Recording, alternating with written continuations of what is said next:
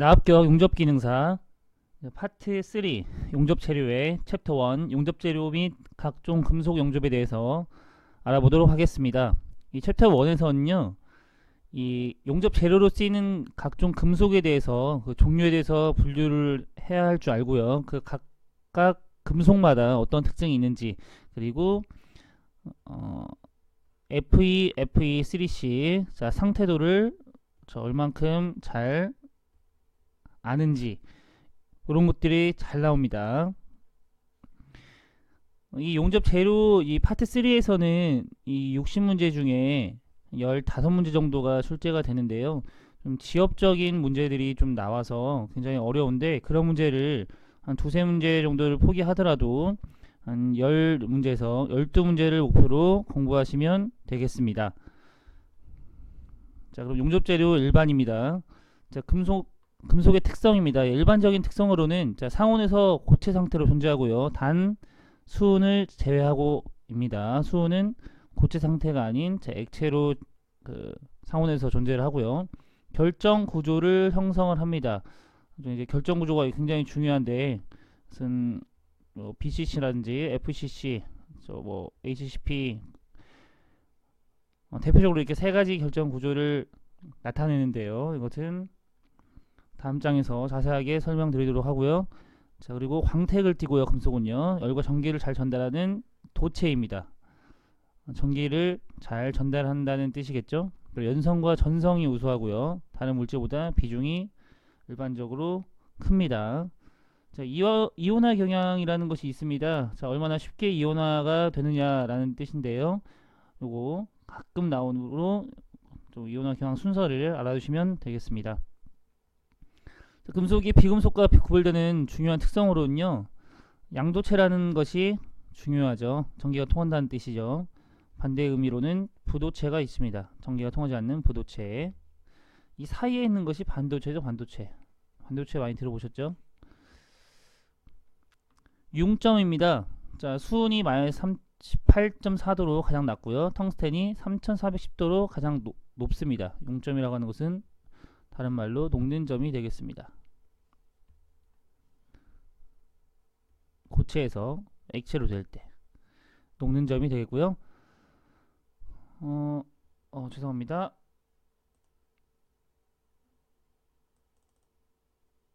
자, 비중을 보시면 리튬이 0.53으로 가장 작고요, 이리듐이라는 금속이 22.5로 비중이 가장 높습니다.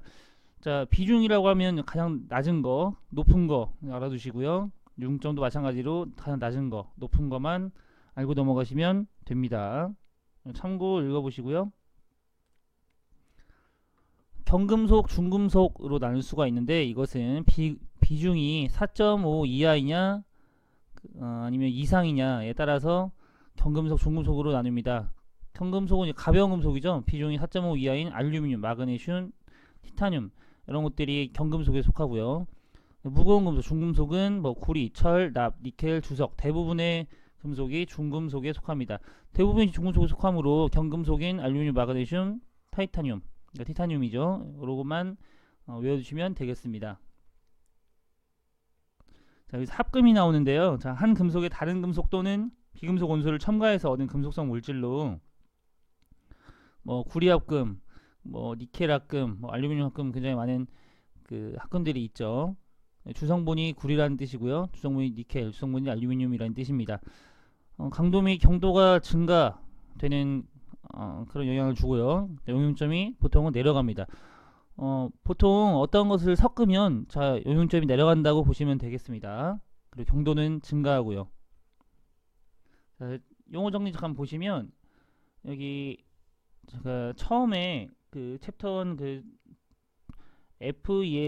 FE3C 상태도가 굉장히 중요하다고 말씀드렸었는데, 여기서 이제 변태가 나오는데요, 변태라고 하는 것은 변하는 것을 뜻합니다. 거기서 이제 동소변태, 격자가 바뀌는, 결정 구조가 바뀌는 동소변태가 있는데요, 이 알파철과 데탈철 그리고 감마철, 이렇게 세 가지로 변하는 동소변태가 일어나게 됩니다.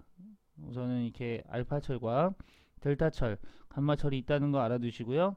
자세한 것은 다음 장에 FE, FE3C 상태도를 설명드릴 때 자세하게 설명드리도록 하겠습니다. 결정 격자 종류입니다. 전장에서 BCC와 FCC, HCP가 있다고 말씀드렸는데요. 자, BCC라고 하는 것은 Body Centered Cubic을 뜻하는데요. 채심 입방 격자라고 합니다. 여기 그림을 보시면 이 격자는 이제 육각형이 있다고 했을 때 육면체가 이렇게 있다고 했을 때 이 원자들이 여기 모서리 하나씩 있고요. 그리고 왜 바디 센터냐면요. 이 지금 육면체의 가운데 원자가 하나가 더 있는 겁니다. 이렇게 원자가 이렇게 하나가 더 있는 거고요. 그래서 이 BCC 채심입방 격자의 그 원자의 개수는 한 개짜리, 온전한 한 개가 여기 가운데에 센터에 이렇게 있고요. 그리고 여기 모서리에 있는 것들은 다 8분의 1짜리입니다. 이게 8개가 있으니까 이거는 원자의 개수는 BCC 원자의 개수는 2개가 되겠습니다. 그리고 FCC는요, 자, 페이스 센터드입니다. 이거 면심 입방 격자인데요. BCC와는 달리 여기 모서리에 있는 거는 꼭지점에 있는 건 다 똑같고요.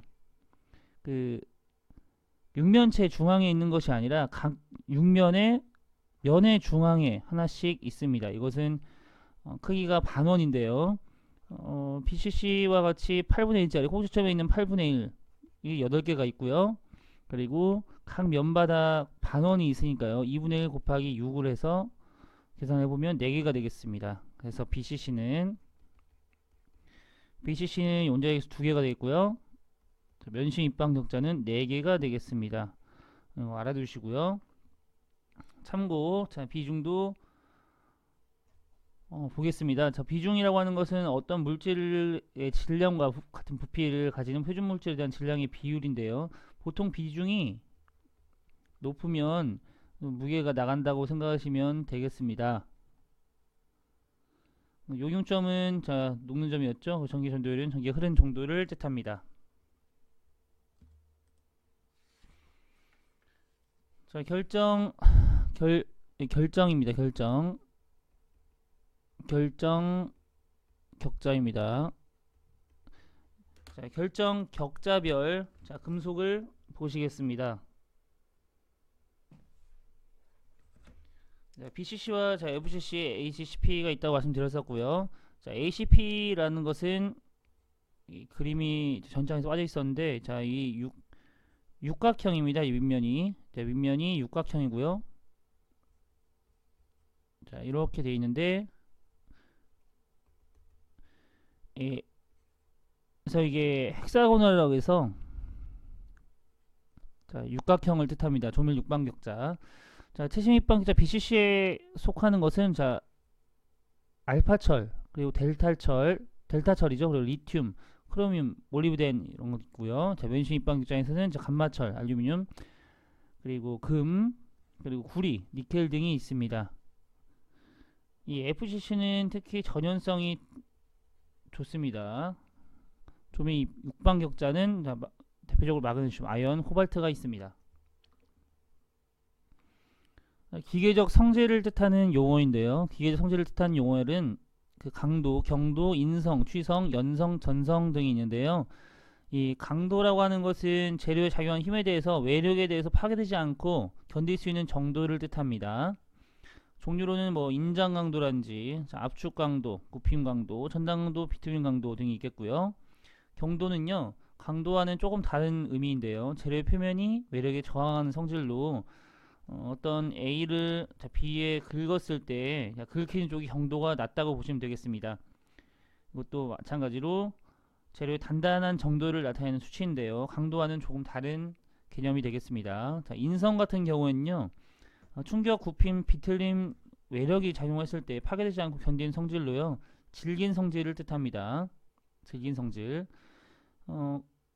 구리와 같은 금속은, 구리는요, 그 결정 구조가 FCC인데, FCC는 전연성이 좋다고 말씀드렸었죠. 전연성이 좋기 때문에 이 파괴되지 않는 질긴 성질, 인성이 좋습니다. 주로 충격 시험에 측정되어지고요. 인성이 좋을수록 충격에 잘 버티겠죠. 참고는 읽어보시고요. 취성은 인성과 반대로 잘 깨지는 성질이 됩니다. 그래서 인성과 취성은 반대라고 볼 수 있는데요. 이것을 측정하는 시험 방법은 전장에서 공부했었습니다. 이것은 충격시험이었죠. 충격시험법으로 인취성 성질을 측정하게 됩니다. 연성이라고 하는 것은 재료를 잡아당기면 외력에 의해서 파괴되지 않고 가늘게 늘어나는 성질을 뜻합니다. 연성이 우수한 금속 순서로는 금, 은, 알루미늄, 구리, 백금, 납, 그리고 아연, 리튬 이렇게 이런 순으로 우수한 순서가 되겠습니다. 자, 전성은 넓게 퍼지는 성질이고요.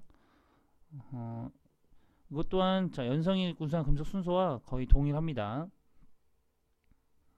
자, 읽어보시고요. 이 기계적 그 성질은 이게 강도가 무엇인지, 경도가 무엇인지, 인성, 취성, 연성, 전성이 무엇인지를 알면 되고요. 그 전장에서 배웠던 그 시험 방법과 그 연관시켜서 공부하시면 되겠습니다. 예를 들어서 위에 말씀드렸다시피 인성과 취성을 측정할 수 있는 시험법, 충격 시험이 있다 이렇게 아시면 되고요. 연성 같은 경우는 인장 시험으로 측정하면 되겠죠. 이렇게 연관시켜서 공부하시면 되겠습니다. 자, 금속의 변태로는요. 변태라고 하는 것이 변할 편자의 형태할 때 태인데요. 형태가 변한다는 뜻입니다. 이 종류로는 동소변태와 자기변태가 있는데요. 동소변태라고 하는 것은 결정구조, 아까 대표적으로 BCC와 FCC, HCP 이렇게 세 가지가 있었죠. 최심 입방격자, 그리고 연심 입방격자, 그리고 조밀 육방격자 이렇게 대표적으로 세 가지가 있었는데 그 결정구조가 바뀐다는 뜻입니다. 순철의 동소변태로는 우선 알파철과 델타철, 그 전에 감마철부터 말씀드리겠습니다. 감마철, 델타철이 있는데요. 자, 이 알파철에서 감마철을 변하는 것이 A3 동소변태입니다. 그리고 감마철에서 델타철로 바뀌는 것이 A4 변태인데요. 이곳은 A3는 910도 정도가 되고요. A4는 1400도 정도가 됩니다. 그러면 결정구조가 어떻게 변하느냐? 자, 알파철은 BCC 구조고요. 자, 감마철은 FCC 구조입니다. 그리고 델타철은 BCC 구조가 되겠습니다. 이렇게 바뀌는 것을 동소변태라고요. 두 번째는 자기변태인데요. 자기변태는 강자성체가 상자성체로 바뀌는 것을 뜻합니다. 이것은 큐리 온도라고 해서 768도 정도에서 A2점이라고 합니다. A2점. 768도 큐리 온도라는 점에서 자기가 변하는 강자성체가 상자성체로 변하는 자기변태가 일어납니다. 자, 방금 말씀드렸던 큐리점이죠. 768도입니다. 온도와 용어를 꼭 알아두셔야 됩니다. 그래서 이제 상태도에서 변태는 A0과 방금 좀 전에 말씀드렸던 지금 알파철에서 감마철, 그리고 감마철에서 델타철로 바뀌는 A3 변태와 A4 변태, 그리고 큐리 온도, 자기 변태가 일어나는 큐리점, 큐리 온도가 A2 변태였고요. A1 변태는 공석 변태입니다. 이것은 밑에서 다시 설명드리도록 하고요. A0 변태는 자기 변태로 시멘타이트의 자기 변태입니다. 자기 변태는 A0과 A2, 동소 변태는 A1, A1이 아니라 A3와 A4죠. 동소 변태는요. A1은 공석과 공정, 그리고 포정 이렇게 세 가지가 나오는데요. 이것은 밑에서 다시 설명드리도록 하겠습니다. 이거 구분할 줄 아셔야 됩니다. 자, 드디어 이제 금속 재료에서 가장 기본적이면서도 가장 중요한 FE, F3C 상태도에 대해서 설명드리도록 하겠습니다. 이것만 이 그래프만 잘 이해를 하면 아까 제가 말씀드린 10문제 중에 8문제 이상은 맞추실 수 있으실 겁니다. 자, 그럼 보시겠습니다. 자, FE, F3C 상태도라고 하는 것은요. 우선 세로는 온도고요. 온도. 여기 가로는 탄소 함유량입니다. 우선 여기까지 0.02%까지는요. 순철입니다. 순철. 그리고 2까지 여기서 0.0에서 2까지는요. 강입니다. 강. 그리고 2에서부터 6.67까지를 자, 주철이라고 합니다.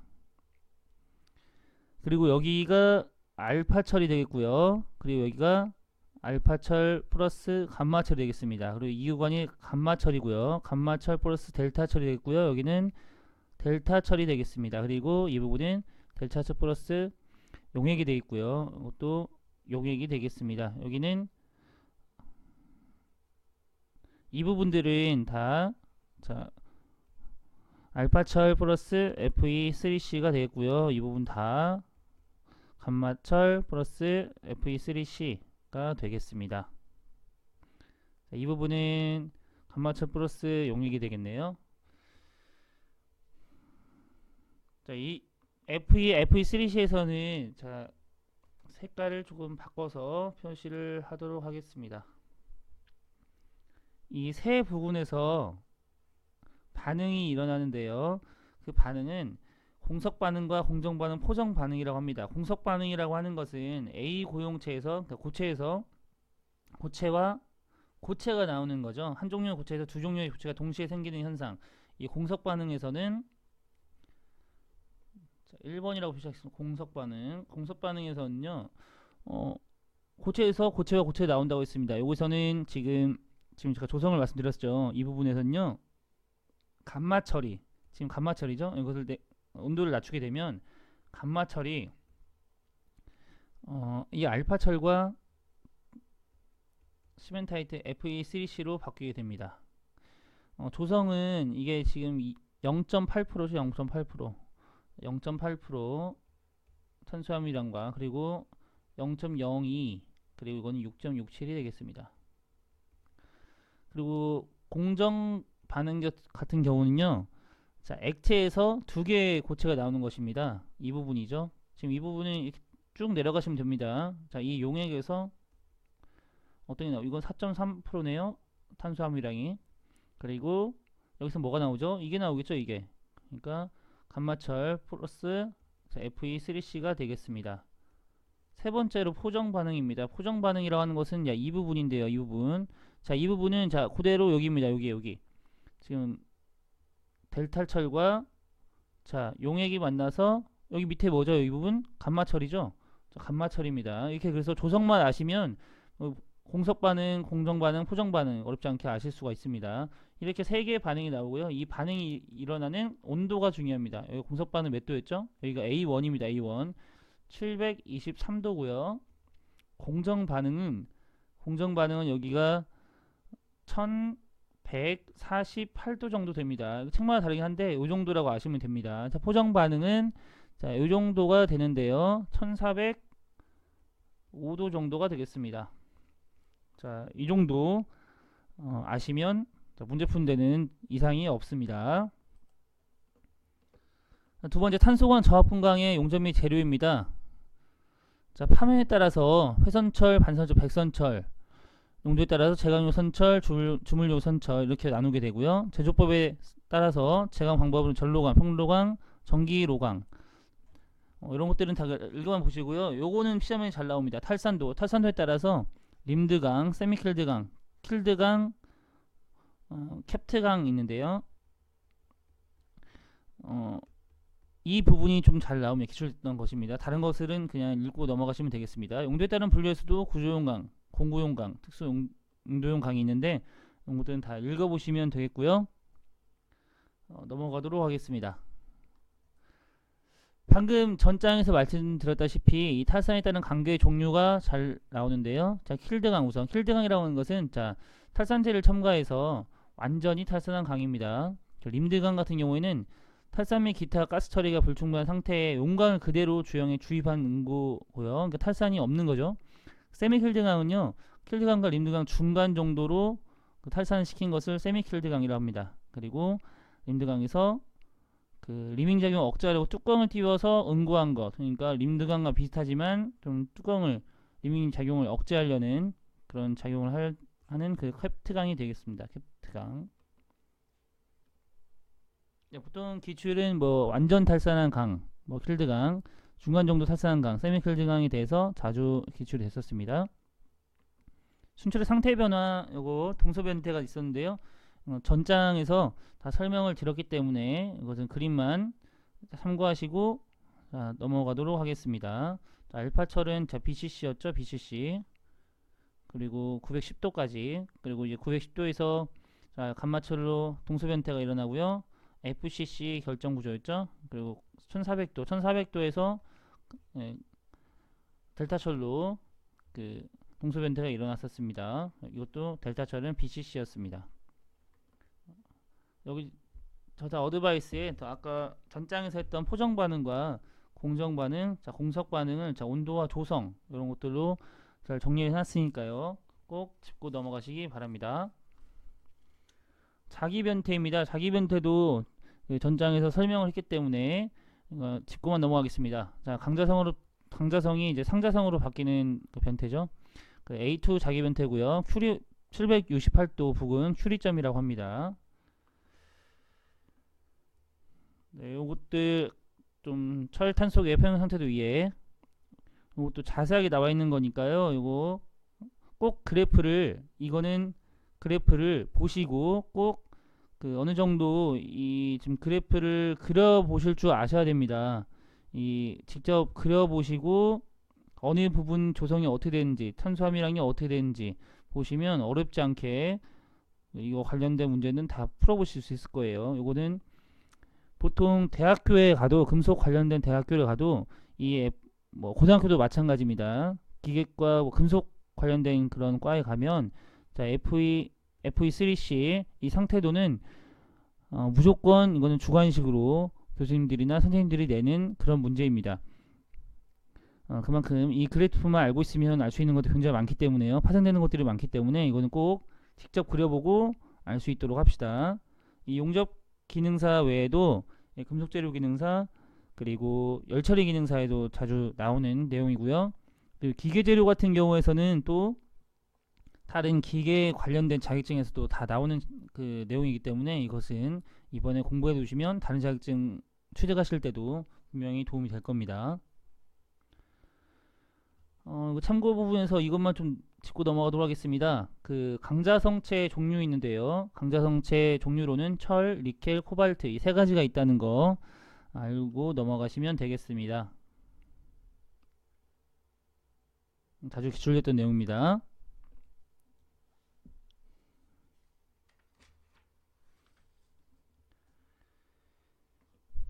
자, 탄소광의 표준 조직인데요. 자, 이 탄소광의 표준 조직은 그 표준 조직이 아닌 것은 이런 문제로 자주 출제가 됐었습니다. 오스테나이트가 있겠고요. 이거 감마철입니다. 감마철. 시멘타이트입니다. 시멘타이트 Fe3C. 그리고 펄라이트는 알파철과 시멘타이트의 그 층상 조직이죠. 층상 조직입니다. 이게 그 조직이 층상 조직인데요. 이게 그 알파철과 시멘타이트가 층상으로 이렇게 있어서 이것이 조개처럼 보인다고 해서 자 펄라이트로 이름이 명명됐습니다. 이렇게 잠시만 다시 그림 보여드리도록 하겠습니다. 여기 알파철 시멘타이트 이렇게 층상 구조로 되어 있다는 뜻입니다.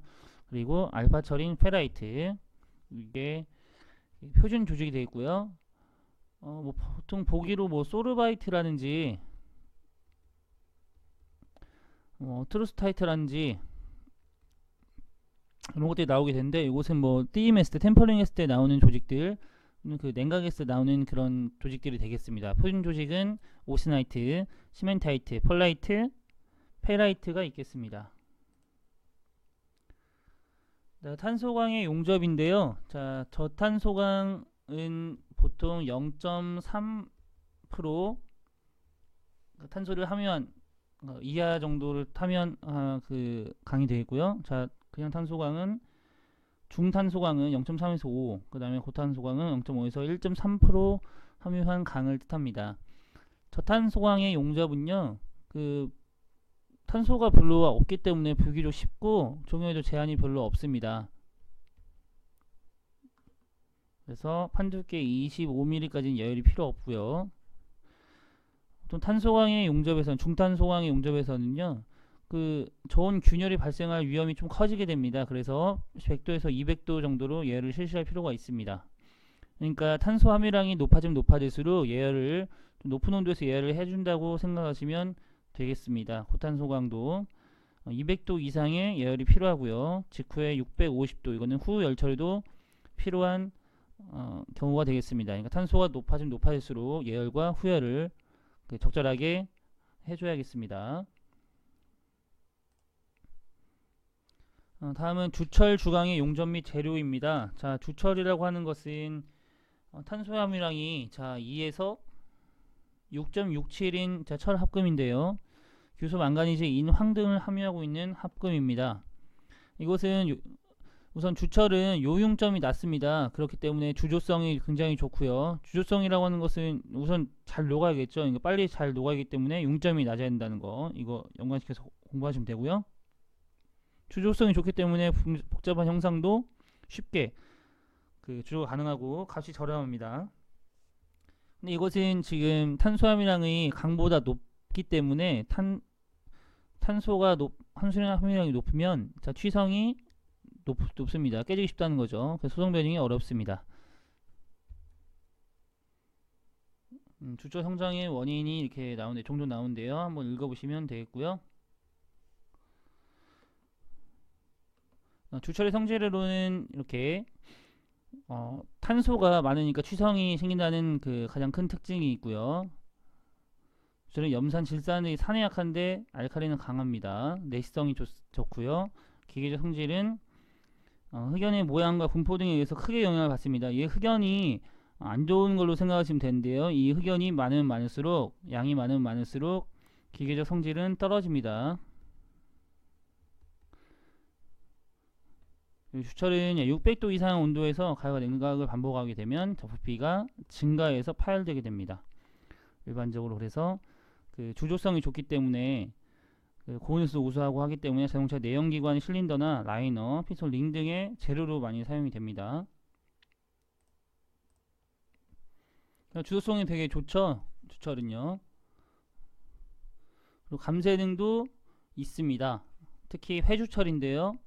회주철은 편상 흑연이 있어서 진동을 잘 흡수하는 장점이 있습니다. 진동을 많이 받는 그런 부품이나 기어 박스 등에 많이 사용이 되게 됩니다. 주철의 조직으로는 회주철, 백주철, 반주철이 있습니다. 회주철은 이제 주철 조직 중에 흑연이 많을 경우에 산소가 전부 흑연으로 변해서요. 그 파단면이 광택에 회색을 띠는 주철이 되겠는데요. 그래서 회주철이라고 합니다. 그리고 주철 조직에서 흑연의 양이 적어서 대부분의 탄소가 화합탄소인 시멘타이트로 구성된 것, 이게 백주철이 되고요. 반절이 반주철이 되겠습니다. 흑연은 좀 전에 말씀드렸다시피 흑연이 많으면 많을수록 기계적 성질이 떨어집니다. 그것은 흑연의 성질이 연하고 매짐성이 있어 인장도를 저하시키는 영향을 주기 때문인데요. 그리고 시멘타이트는 주철 조직 중 가장 단단하고요. 경도가 굉장히 높습니다. 이게 6.67 탄소 함유량을 하고 있으니까요. 매우 단단하지만 절사성이 크게 저하가 됩니다. 페라이트는요. 페라이트는 0.02 정도 되죠. 페라이트는 철을 고용한 고용체인데요. 주철에서는 규소의 양을 대부분 차지하고 일부 망가니즈 및 극히 소량의 탄수를 함유를 하게 됩니다. 폴라이트는 페라이트, 알파철과 시멘타이트, F3C에 로 되어 있죠. 층상 조직이죠. 그래서 양의 중간 정도의 성질입니다. 이 알파철, 이 페라이트의 페라이트의 성질도 가지고 있고요. 시멘타이트의 성질도 가지고 있습니다. 이 마우로의 조직도가 굉장히 중요한데요. 이 마우로 조직도는 우선 문제는 어떤 식으로 나오냐면 이 종류가 다 나오진 않습니다. 이 종류가 여기 용접기인사에서는 이거 다 나오진 않고요. 이 마우로 조직도가 무엇인지만 알고 있으면 되는데요. 마우로 조직도라고 하는 것은 탄소 함유량에 따른 탄소 함유량과 규소 함유량에 따른 주철의 종류로 보시면 되겠습니다. 여기 지금 규소를 지금 더 많이 함유하면 함유할수록 이 백주철에서 반주철, 폴라이트 주철, 그리고 회주철, 그 다음에 페라이트 주철로 되는데요. 우선 마그로도라고 하는 것은 탄소와 규소, 이 규소입니다. 규소 함유량에 따른 그 주철 종류로 알고 계시면 되겠습니다. 다음은 주강입니다. 주강은 주철과 비교해서 이제 특징을 알아두시면 되는데요. 주강폼이라고 하는 것은 용융된 탄소강 또는 합금강을 주형에 주입해서 만든 제품입니다. 그러니까 주철은 좀 탄소 함유량이 2.0이 넘어가면 주철이 있고요. 자, 0.02에서 2.0까지는 여기까지는 강이었죠. 강이었죠, 강. 여기서 그러니까 탄소 함유량이 주철보다 낮습니다.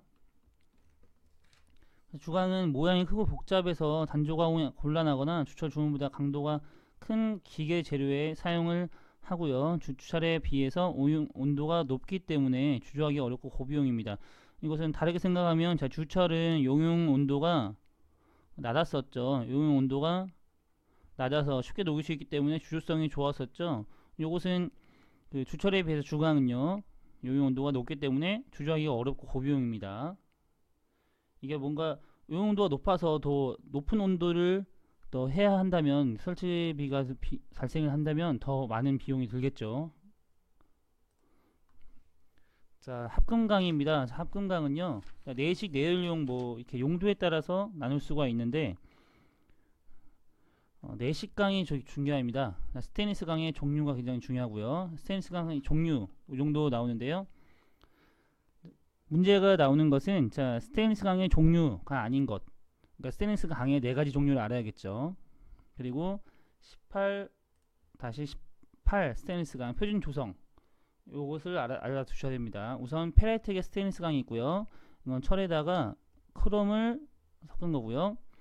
이게 크롬만 섞으면 이제 산성에서는 잘 견디는데 염기성에서는 잘 견디지 못하니까 니켈을 섞게 됩니다. 그래서 크롬에다가 니켈을 섞는데 이게 18%이고 이게 8%인 경우, 크롬이 18% 들어가고 니켈이 8% 들어가는 경우 표준 조성이 이런 경우가 가장 대표적인데요. 이게 오스나이트계 스테인리스 강입니다. 오스나이트계 스테인리스 강이 가장 중요한데요. 이것은 또 자성이 없는 비자성이 되겠습니다. 세 번째는 마이텐사이트계 스테인리스 강이 있겠고요. 다음은 이게 빠졌네요. 잠시만요. 다음 하나는 조직이 아니라 석출경화계입니다. 석출경화계 스테인리스 강. 이 4가지가 있습니다. 이 4가지 꼭 알아두셔야 됩니다. 자, 그리고 불변강입니다. 불변강. 이 불변강의 종류 되게 중요합니다. 종류만 알아두시면 되는데요. 자, 우선 인바입니다. 자, 이 불변강은 니켈 합금강인데요. 합금인데 니켈 합금. 자, 인바, 엘린바, 초인바. 자, 바가 들어가는 거, 바로 끝나는 것들이 니켈 합금을 보시면 되고요. 이게 불변강입니다. 플래티나이트까지 이 4가지 꼭 알아두시기 바랍니다. 이것도 굉장히 자주 출제되는 문제입니다. 그리고 스테인리스 강 용접은 어떻게 하는지 이것도 우선 잊고만 넘어가시면 되겠습니다. 쭉 넘겨서요. 알루미늄과 그 합금의 용접 및 재료입니다. 자, 알루미늄은요, 우선 가볍죠. 그리고 내식성이 좋습니다. 전기 전도도 훌륭하고요. 자, 알루미늄을 만드는 방법으로는 뭐 보크사이트를 정제해서 알루미늄을 만들고 그것을 용융염에서 전기 분해해서 제조를 하고요. 이 알루미늄 그 부식 방지법이 있는데 이 종류 3가지가 또 중요합니다. 알루미늄에서 부식 방지법, 수산법이 있고요. 황산법이 있습니다. 이 수산법이라는 수산 용액을 사용하는 거고요. 황산법은 황산 용액을 사용하는 겁니다. 크로뮴 산법도 있는데 크로뮴 수용액을 사용하는 것이고요. 이 수산법이 가장 많이 사용이 됩니다. 이 부식방지법 3가지 알고 계셔야 되고요. 옆에 계량 처리라고 했는데 이것도 굉장히 좀 자주 출제되는 내용입니다. 계량 처리는요, 알루미늄에 자, 규소를 함유를 시키면 자, 실루민이라는 합금이 나오는데요. 여기다가 좀 조직을 미세화시켜 주기 위해서 나트륨을 첨가를 합니다. 그것을 계량 처리라고 합니다. 계량 처리. 이 코비탈륨 Y합금의 일종이고요. 피스톤용 합금으로 사용됩니다. 넘어가도록 하겠습니다. 우선 알루미늄의 합금 굉장히 잘 나오는데요. 자, 알루미늄 합금에는 아까 계량 처리 말씀드렸던 알루미늄 규소계, 알루미늄 구리계가 있습니다. 여기에서 알루미늄 구리계에서는 CO가 굉장히 중요한데요. CO에 의해서 강도가 증가를 하게 됩니다. CO는 우선 시간을 그냥 우선 두면 시간의 흐름에 따라서 그냥 경도가 증가하는 것을 뜻하는데요. 이게 인공 CO도 있고요, 자연 CO도 있습니다. 알루미늄 구리계가 있었고요. 오늘 말씀드린 알루미늄 규소계 실루민이 있었습니다. 알루미늄 구리 규소계, 이것은 라우탈이라고 하고요. 그래서 이런 것들은 또 다 출제가 된 내용입니다. 라우탈의 조성들을 다 알고 계셔야 되는데요. 라우탈은 알루미늄 구리 규소, 실루민은 알루미늄 규소, 실루민. 로엑스 합금이 있습니다. 내열성 알루미늄 합금인데요. 자, 로엑스 합금, 규소와 구리, 마그네슘. 그러니까 구리 합금인데 여기다가 규소와 마그네슘, 니켈을 함유를 시킨 거고요. Y 합금이라고 하는 것은 알루미늄, 구리, 니켈, 마그네슘이 있겠습니다. 이렇게 조성을 좀 알아두셔야 합니다. 조성. 근데 이것도 굉장히 방대하기 때문에 또 지엽적으로 나와요. 이런 것들은. 그래서 처음에 말씀드렸다시피 15문제 중에서 한 두세 문제 정도 지엽적인 문제가 나오기 때문에 보통 지엽적인 문제들이 이런 문제들입니다. 뜬금없이 이렇게 알루미늄, 구리, 니켈, 마그네슘 이거를 함유하고 있는 합금은 무엇인가, 굉장히 좀 지엽적인 문제가 나오는 경우가 있어요. 그런 문제들은 다른 기본적인 것들을 FE, FE3C 상태도부터 다 이해를 하고 공부한 뒤에 공부하시기 바랍니다.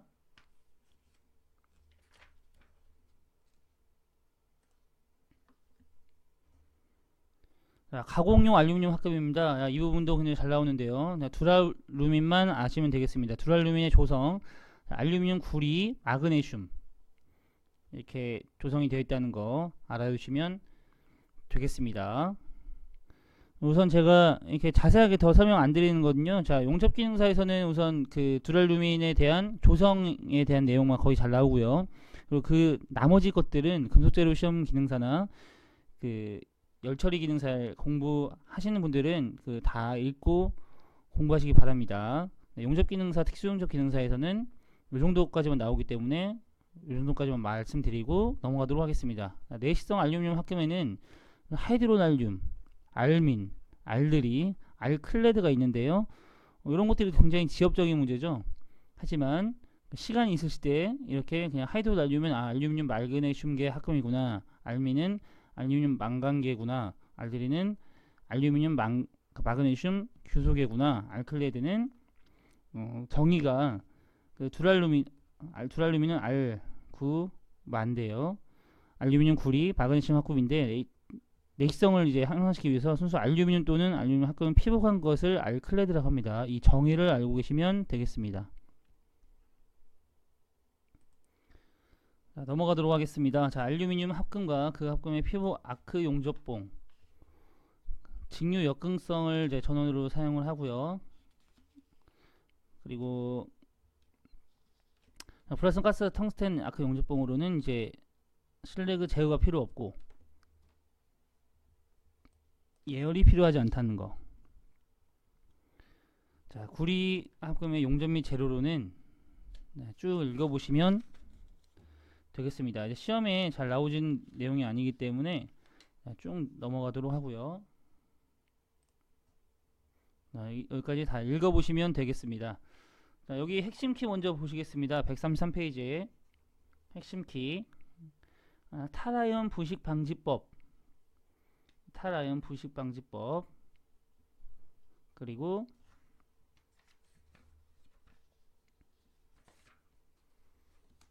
132페이지죠. 132페이지. 탈아연 부식 방지법과 자연 균열 방지법, 고온 탈아연 방지법. 그때 그 용어만 다 짚고 넘어가시면 되고요. 그 다음 장이 중요합니다. 그 다음 장. 전장 다시 넘어가겠습니다. 전장에서 저 말씀 안 드린 게 있는데요. 구리합금에서는 이제 황동과 청동을 구분할 수 있어야 되는데요. 자, 구아황입니다. 구아황. 구아황. 자, 구리에서 아연을 함유시키면 이것은 황동이고요. 구주청이고 주청입니다. 구주청. 구리의 청동을 합금시키면 청동입니다. 자, 황동의 성질로는 자, 주조성, 가호성, 내지성이 이제 구리에 비해서 좋고요. 이제 구리를 얼만큼 이제 함유를 시키느냐, 그러니까 구리 말고 이제 아연을 얼마나 이제 함유를 시키느냐가 중요한데요. 자, 구리에서 30%를 아연을 함유를 했다. 다시 쓰겠습니다. 구리를 40%는 그럼 70%가 되겠죠. 그러면 구리를 60%를 놓고 아연을 40% 넣는다. 요것을 73황동, 요것을 64황동이라고 합니다. 73황동, 64황동 비교하는 문제에 굉장히 잘 나오거든요. 다음 장에서 설명드리도록 하겠습니다. 그래서 황동은 40% 아연까지는 이제 그 전기 전도율이 낮아지다가요, 그 이상이 돼서 하면은 다시 증가하고요. 73황동은 1150도, 64황동 1100도 넘으면 아연이 끓게 됩니다. 이 부분이 중요합니다. 이 부분. 자, 연신율 30% 아연 부분에서는 최대가 됩니다. 그러니까 73황동에서 연신율이 최고가 된다는 뜻이죠. 그리고 64황동에서 자, 연신율이 감소가 되겠습니다. 인장 강도는요, 인장 강도는 반대로 64황동에서 인장 강도가 최대가 되겠습니다. 이거 알아두시고요. 핵심 키로 여기 애드미럴티 황동이 잘 나옵니다. 이제 64황동과 이게 64황동인지 73황동인지를 구분해야 되는데요. 자, 애드미럴티 황동은요, 73황동에 그러니까 구리 70%에 아연 30% 그리고 주석을 1% 첨가한 것을 애드미럴티 황동이라고 합니다. 이 정도만 알아두시면 되고요. 네이버 황동이라고 하는 것은 64황동에 그러니까 구리 60%에 아연 40%, 그 다음에 주석 1% 첨가한 것을 네이버 황동이라고 합니다. 주석 1%를 첨가한 것. 자, 64황동에 넣느냐, 73황동에 넣느냐, 네이버 황동과 애드미럴티 황동 구분할 수 있어야겠습니다. 그래서 델타 메탈이라고 하는 것은요, 자, 64황동에 1%에서 2% 정도 철을 넣은 것으로서 강도가 크고 내성이 좋아서 선박용 기계에 많이 사용하게 됩니다. 이 용어들 굉장히 중요하거든요. 자주 출제되지는 않지만 그래도 출제할 수 있기 때문에 짚고 넘어가시는 게 좋겠습니다.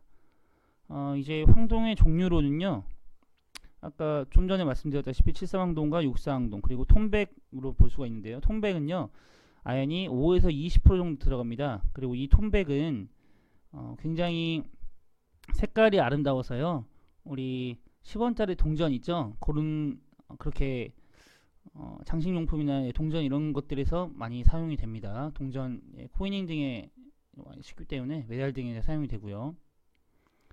73황동 같은 경우에는 가공용 황동이죠. 이렇게 연신율이 크고 인장도가 높습니다. 64황동 같은 경우에는 전형성이 낮고 인장도가 큽니다.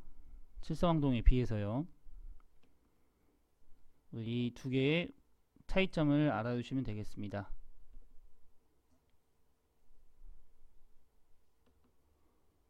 특수황동으로는 이제 납황동, 이 납의 영향을 보시면 되는데요. 황동에다가 납을 하게 되면 절삭성이 굉장히 좋게 됩니다. 그래서 쾌석황동이라고 불리는 것이라고도 하고요. 쾌석황동, 절삭성이 좋아집니다. 납을 넣게 되면요.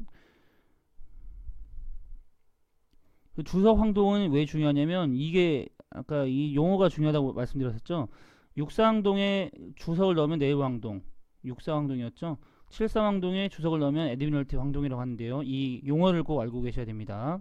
알루미늄 황동에는 칠사황동에 2% 알루미늄 넣으면 알불하게 된다는 것 꼭 짚고 넘어가시고요.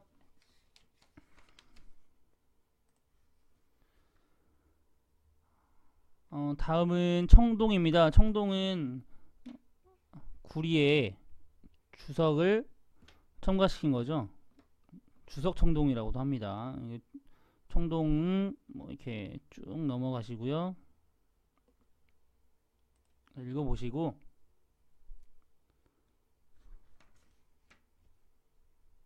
청동의 종류가 굉장히 중요한데요. 청동 종류가 중요한데 폭음이 있습니다. 우선 자 폭음 자 8에서 12% 주석에 아연을 넣은 것인데요. 그러니까 구리 주석 그리고 아연을 넣은 건데요. 강도, 연성, 내시성, 내마물성이 우수한 청동이 되겠습니다. 그리고 베어링용 청동 10에서 14 정도 주석을 함유한 것이고요. 연성은 떨어지는데 경도가 크고 내마물성이 매우 우수합니다. 화폐용 청동이 있고요. 미술용 청동 등이 있겠습니다. 여기서도 마찬가지로 이 켈밋 이게 많이 출제가 됐었는데요. 자 켈밋 자 28에서 40% 납, 2% 이하의 니켈 또는 은, 0.8% 이하의 철, 1% 이하의 주석을 함유한 구리 합금이 되겠습니다. 켈밋 잘 나옵니다. 고속 훼손용 베어링으로 항공기, 자동차 등에 사용된 그런 구리 합금이 되겠습니다. 특수 청동입니다. 그래서 인청동, 인을 첨가하면 인청동이겠죠. 인을 첨가하게 되면 유동성이 좋아집니다. 그리고 강도가 증가하고요. 내마물성 탄성이 향상됩니다. 니켈을 함유하게 되면 니켈 청동인데요. 이 니켈 청동은 시유 경화 현상이 일어나게 됩니다. 아까 시유 경화 현상이라 하면 아까 구리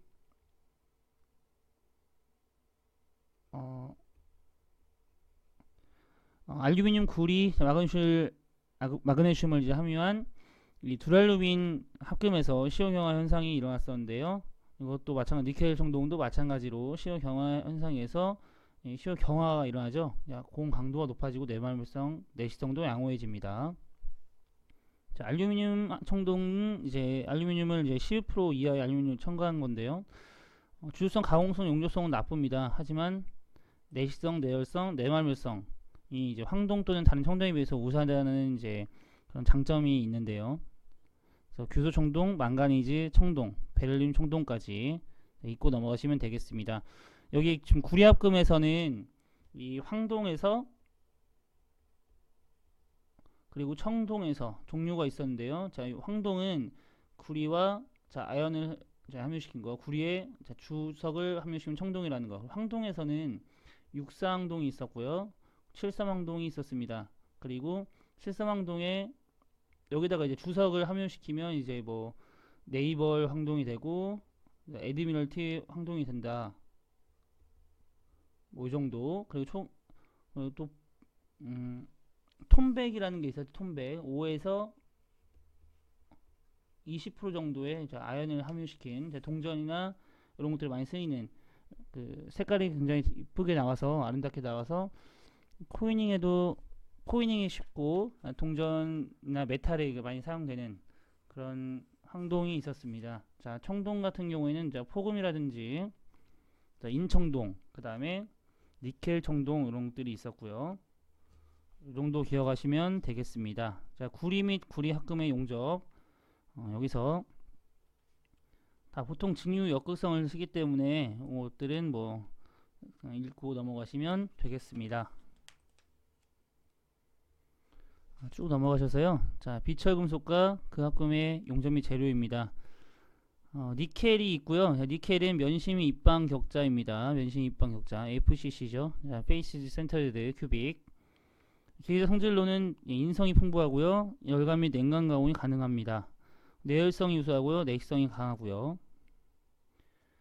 여기 니켈 합금에서는 되게 중요한 게 불변강인데요. 니켈, 인바와 초인바, 엘린바, 플래티나이트가 있다고 말씀드렸었죠. 이게 굉장히 중요합니다. 불변강의 종류가 아닌 것은 이렇게 해서 기출이 많이 됐었습니다. 여기 또 이제 니켈 구리계 합금을 이제 보시면 되겠는데요. 니켈 구리계 콘스탄탄이라는 것이 있습니다. 구리가 55에서 60 정도 들어갔고요. 자, 45%의 니켈과 55%의 구리로 이루어진 합금입니다. 이건 다 조성만 보시고 넘어가면 되겠습니다. 어드밴스라고 하는 것은요. 자, 54%의 구리, 1% 망가니즘, 0.5%의 철로 이제 함유가 되어 있고요. 자, 모넬 메탈이라고 하는 것은 60에 70% 니켈이 함유되어 있고 내식성 및 기계적 화학적 성질이 매우 우수합니다. MMM 합금이라고 하는 것은 모디파이드 모넬 메탈인데요. 이거는 60에서 65% 니켈, 24에서 28% 구리. 그러니까 모넬 메탈에 구리와 주석을 좀 더 이제 함유를 했다고 보시면 되겠습니다. 니켈 철기 합금입니다. 좀 전장에서 말씀드렸던 불변강인 인바, 슈퍼인바, 엘린바가 되겠습니다. 플래티나이트까지 되어 있고요. 불변강, 니칼로이, 파멀로이, 퍼민바까지 자, 알아두시면 되겠고요. 이런 것들은 계속 말씀드리지만 굉장히 범위가 넓습니다. 굉장히 범위가 넓기 때문에 제가 굉장히 지출이 많이 됐다고 말씀드렸던 거 위주로 먼저 공부하시고 그 다음에 니칼로이, 퍼멀로이, 퍼민바 이런 것들은 읽고 넘어가시면 되겠습니다. 니켈 크롬계 합금도 잘 나오지 않는 범위이기 때문에 읽고만 넘어가시면 되겠습니다.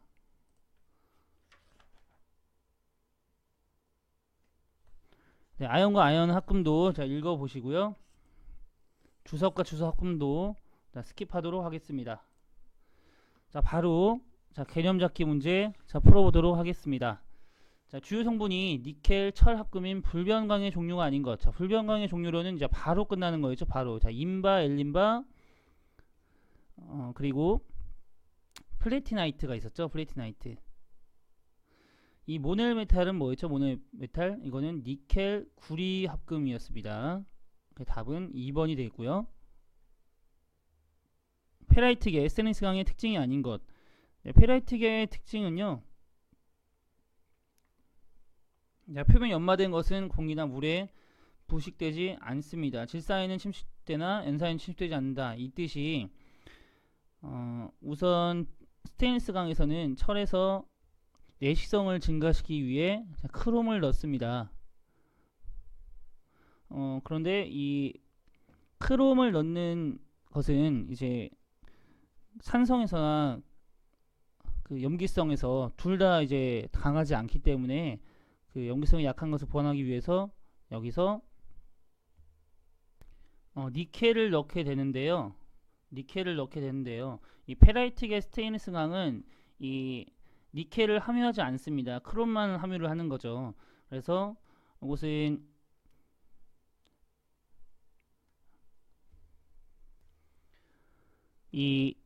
그 질산 이외 염산 등의 그 비산화성 산에는 잘 견디지 못합니다. 그래서 염산엔 침식되지 않는다라는 설명이 틀렸습니다. 답은 2번이 되겠고요.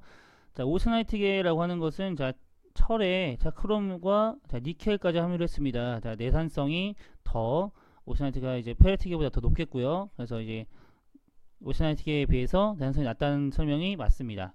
풀림 상태 또는 표면에 거친 것은 부식되기 쉽다는 설명은 맞습니다. 답은 2번이 되겠고요. 세 번째 개념 잡기 문제 풀어보도록 하겠습니다. 철광의 종류로는 FEC 상태도에 무엇을 기준으로 하는가 라고 하는데요. 탄소 함유량이죠. 탄소 함유량 우선 순철 0.0에서 0.02, 강은 0.02에서 2까지, 주철은 2에서 6.67까지 탄소 함유량을 가지고 있습니다. 그래서 탄소 함유량을 기준으로 나눈다는 것. 답은 2번이 되겠습니다. 수고하셨습니다.